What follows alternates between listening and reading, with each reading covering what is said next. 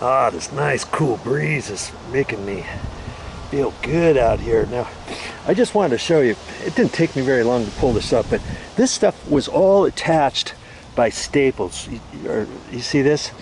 You can get these at the store, and that's what they did when they ran all this, when they did the overlaps, when they did the corners. They would pound this in. That's been in there for 25 years. Okay? And you just pull those out with a hammer. Okay?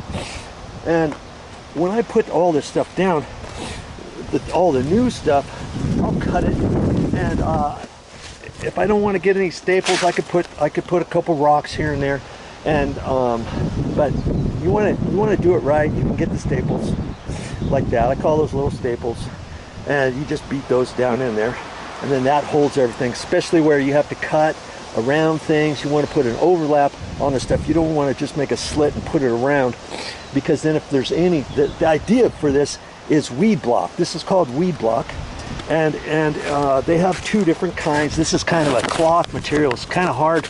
It's hard to rip until once you start, and I just take a hammer and poke a couple holes with the claw, and then I just rip it. But you can cut it with a drywall knife.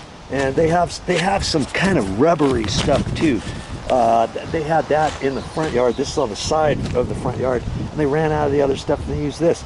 This stuff protects the ground from the weeds from growing up from down underneath. Okay, and you don't want to use plastic or anything. You want to use the actual weed block material, because you can kind of see through it, and it's designed to breathe.